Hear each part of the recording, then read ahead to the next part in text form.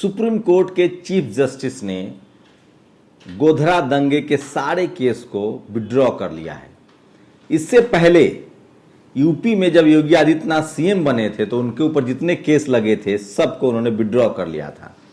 अभी हाल ही में बिल्किस बानो के रेपिस्टों को, जो कि सजायाफ्ता थे, उनको हाईकोर्ट ने कहा कि कमेटी बनाई जाए और बीजेपी के लोगों ने कमेटी बनाकर सबको बरी कर दिया।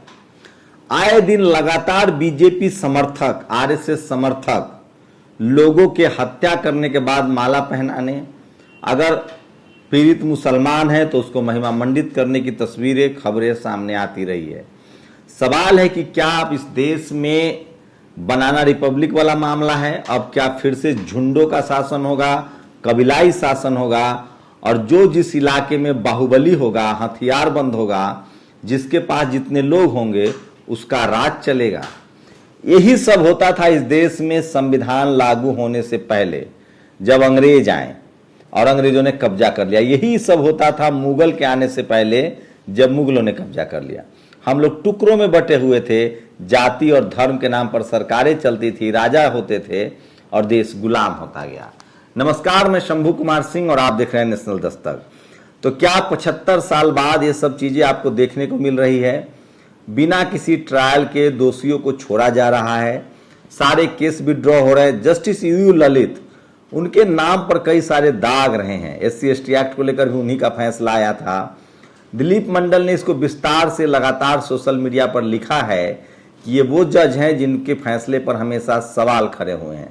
चलिए आइए ऐसे ही तमाम बड़ी खबरें से आपको रूबरू कराते हैं और उसके बाद आप सोचिएगा कि क्या ये वो खबर नहीं है जिस पर टीवी अखबार में बहस होनी चाहिए थी, और ये खबरें वो हैं जिससे सरकार से सवाल पूछे जाते हैं, लेकिन सरकार से सवाल न पूछे जाए इसलिए इस तरह की खबरें छुपाई जाती है। सोचिए, रेलवे में अगर आप रेलवे स्टेशन पर जा रहे हैं, स्टेशन आने से 20 मिनट पहले मैसेज पाने के लिए 3 रुपए का शुल्क देना होगा। ये भारतीय रेल की एक नई स्कीम है, इसका लाभ उठाइए। जब ईडी सहित सब एजेंसियां राजनीतिक इस्तेमाल में व्यस्त होंगी तो उनके नाक के नीचे करामाते हो रहेंगे। मोबाइल से जो छोटे छोटे लोन दिए जाते हैं मोबाइल ऐप से, उसमें पता चल रहा है कि ये सारी कंपनियां चाइनीज कंपनी थी और इसने अरबों खरबों का बुआरा न्यारा किया है और भारत से पैसे विदेश चले गए। लोन ऐप से मनी लॉन्ड्रिंग, भारतीयों के 2 लाख करोड़ क्रिप्टो करेंसी से भेजे चीन। पता नहीं हमारे इनकम टैक्स और ईडी वाले यहाँ क्यों नहीं पहुंच पा रहे हैं। देश में महिलाओं के खिलाफ अपराध के मामले में यूपी नंबर 1 है। 2022 में 49,385 मामले दर्ज हुए, 2021 में 56,083 मामले दर्ज हुए हैं। यही नहीं, देश में सबसे अधिक 3717 हत्या के मामले यूपी में दर्ज। NCRB की रिपोर्ट, इसको राम राज कहा जाता है, ये बिहार जंगल राज है। CGI यूयू ललित ने आज गुजरात दंगों के सभी मामले बंद कर दिया। नागपुर के जिस रवि भवन में लोया की मौत हुई थी, लोया की मौत से कुछ दिन पहले अमित शाह और यूयू ललित की मुलाकात हुई थी, लेकिन एक खबर नहीं छपी थी। श्याम मीरा सिंह ने इसको ट्वीट किया है। आदिवासी महिला पर अत्याचार करने वाली भाजपा नेत्री सीमा पात्रा, इनकी तस्वीरें राष्ट्रपति से लेकर तमाम बीजेपी के नेताओं के साथ हैं। ये बेटी पढ़ाओ बेटी बचाओ के योजना के तहत ये काम कर रही थी, उसके बड़े पदों पर थी, और एक आदिवासी जो इनके घर में मेड थी उनके साथ पिछले 8 साल से बंधक बनाकर ये क्रूरता की हद पार कर चुकी थी। इतनी मार पीट, उनके दांत तोड़ देना, गर्म रॉड से दाग देना, यही सब सारा खेल चल रहा था। गर्म रॉड से दागना, उनके दांत तोड़ देना। तो अपनी मेड के साथ तमाम बर्बरता की हदें उन्होंने पार की है, और ये बेटी बचाओ बेटी पढ़ाओ की नेता थी। ये देखिए, दिलीप मंडल ने इसलिए लिखा है सोरेन साहब को कि सर आप मंत्री हैं, इनके घर पर बुलडोजर चलवाइए, सजा दीजिए, गिरफ्तारी करवाइए। चंपई सोरेन को लिखा है इन्होंने। सोचिए, जो लोग हिंदू मुस्लिम पर बात करते हैं वो इस तरह के जातीय हिंसा पर बात नहीं करते हैं, क्योंकि यहाँ आरोपी मुसलमान नहीं है। इस देश में तमाम टीवी अखबार तभी जगता है जब आरोपी मुसलमान हो, जबकि किसी भी मुस्लिम कम्युनिटी के लोग आरोपी के पक्ष में खड़ा नहीं होते हैं। 2021 में 42,000 दिहाड़ी मजदूरों ने की आत्महत्या, ये भारत के आंकड़े हैं। सुप्रीम कोर्ट ने 1992 बाबरी मस्जिद विध्वंस मामले में जुड़े सभी केस बंद करने का फैसला लिया है। ये समझिए, गुजरात दंगों के भी फैसले वापस लिए जा रहे हैं, बाबरी मस्जिद के भी सारे केस वापस लिए जा रहे हैं। साथ ही गुजरात दंगे से जुड़े मामले को भी बंद करने का फैसला किया सुप्रीम कोर्ट ने 92 में। तो ये सारा चीज आप समझ सकते हैं कि किस तरफ इशारा कर रहा है। गुजरात दंगों के सारे केसेस बंद कर दिए जा रहे हैं, बाबरी विध्वंस के सारे केसेस बंद किए जा रहे हैं। तो जिनकी सरकार है वो कर रहे हैं। 1984 दंगों के मामले चल सकते हैं, 2002 के दंगों के मामले बेमतलब हो चुके हैं। अमृत काल में सिर्फ न्याय से वंचित नहीं होना होगा। ओबीसी ने मन से लाया तो इस देश का ब्राह्मणवाद रातों रात खत्म हो जाएगा।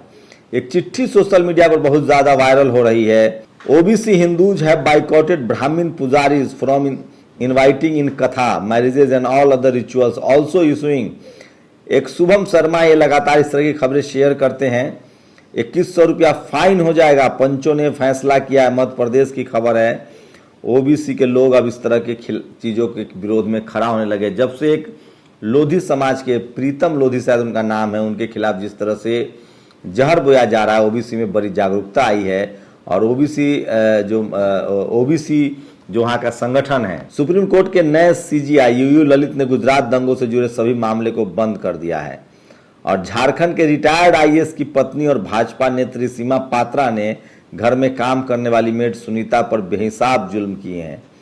ये है वो एलजी साहब दिल्ली के, जिन पर आम आदमी पार्टी ने 1400 करोड़ के घोटाले का आरोप लगाया। तो ये तमाम बड़ी खबरें थी कि आप कल्पना कर सकते हैं कि कोई एससी एसटी ओबीसी माइनॉरिटी का मुख्यमंत्री अपने सारे केस वापस ले ले।